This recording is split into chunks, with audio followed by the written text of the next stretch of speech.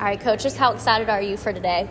Oh, it's a great day. I mean, it honestly started last night with got to come up and spend some time with good friends, Tom Lehman and some of the senior PGA guys that I've gotten to meet through the years, and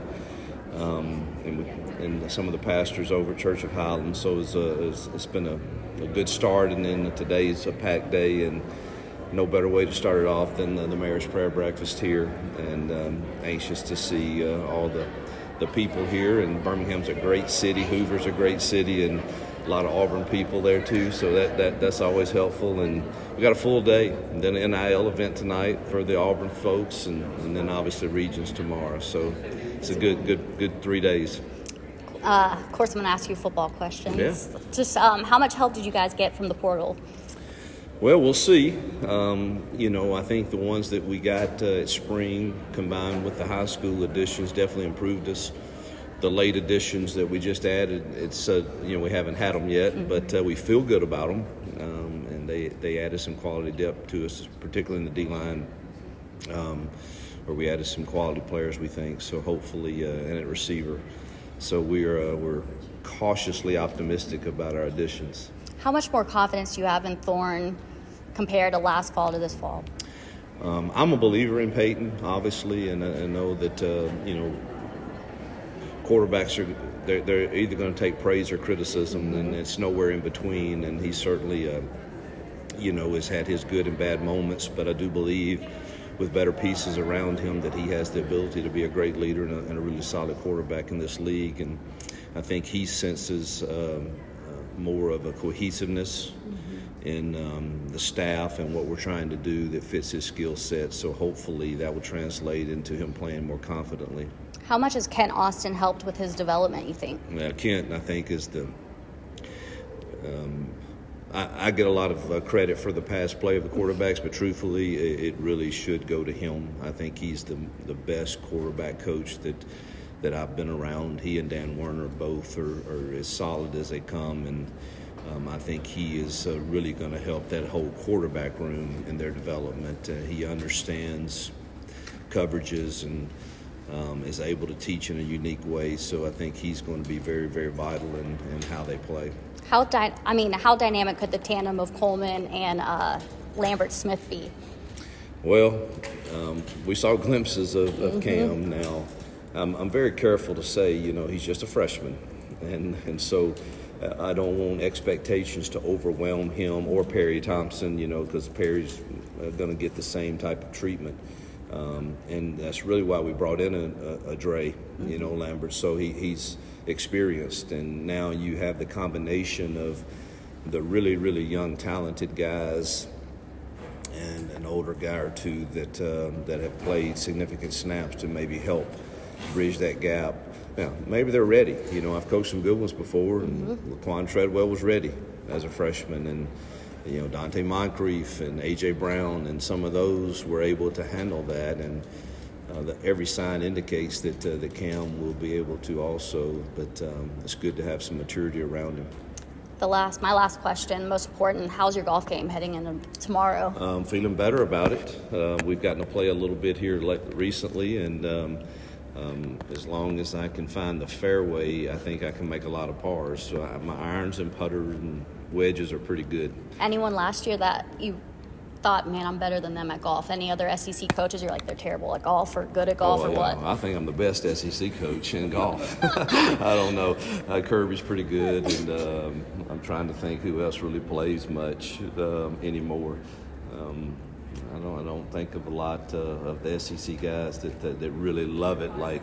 I truly love the game and want to play it a lot.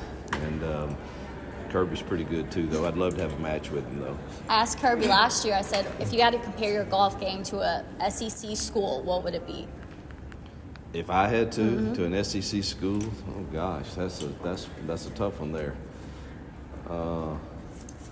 I'll have to say Auburn, because I don't want to talk about any other SEC school. So I'll compare it to Auburn, and I'm not quite sure why. Probably because of the passion that the Auburn fans have for their football team. I have that same for the game of golf, and love hearing stories about it.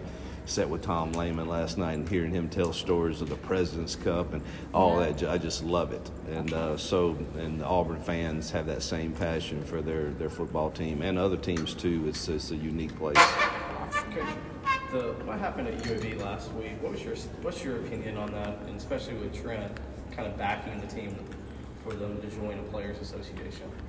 All right, you'll have to tell me exactly what happened. I don't follow much news, so I don't. Just basically, the whole entire UAB football team joined the players' association, and Trent kind of led the way and helping them join.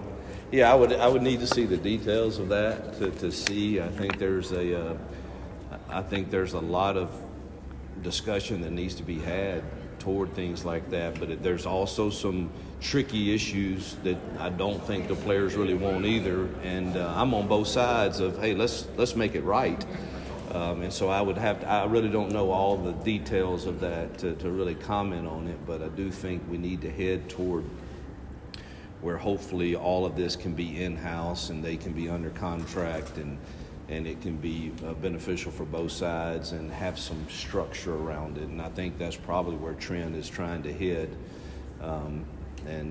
But as we've seen, as soon as you make a decision rash and you don't think it all through, man, there's, oh, heck, we didn't think about that and we didn't think about that. This thing really needs to be thoroughly discussed and hopefully find some solutions to putting some structure around it.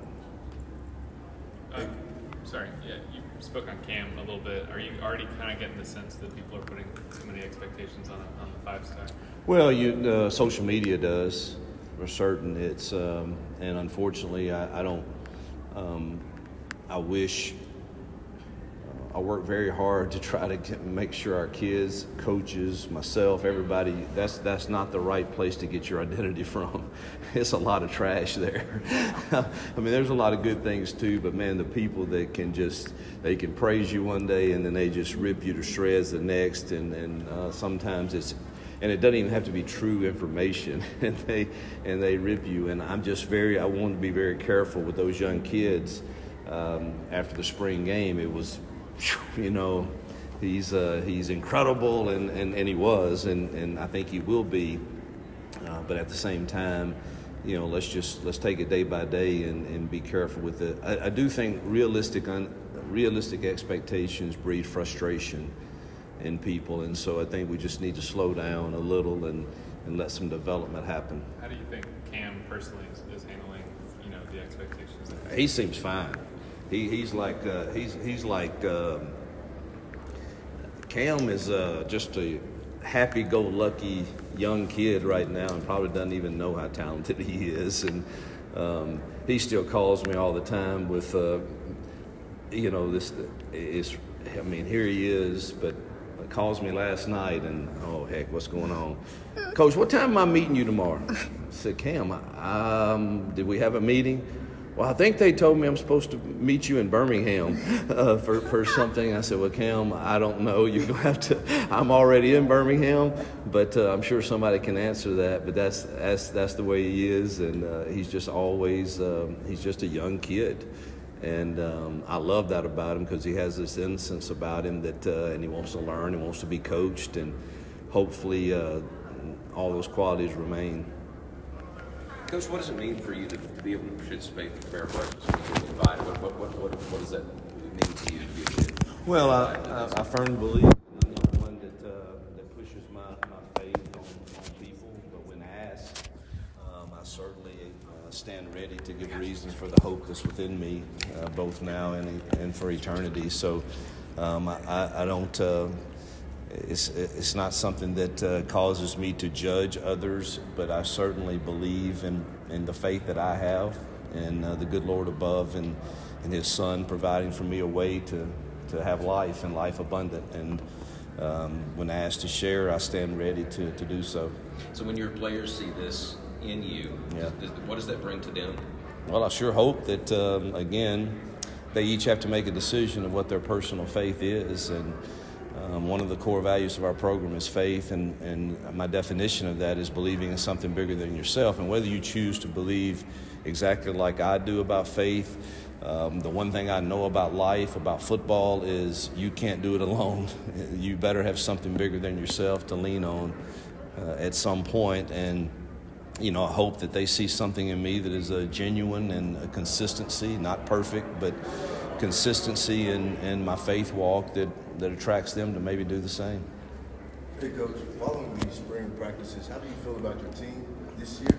And also, what are some of the biggest holes you need to fill before the first game? We're optimistic. I mean, we're also realistic. We believe that it's a journey, it's a process to get Auburn back to the top. Can you do that with one full recruiting class? I don't know. That's a challenge in this league, but I know we're taking the right steps and we're building it the right way, so we're optimistic about year 2.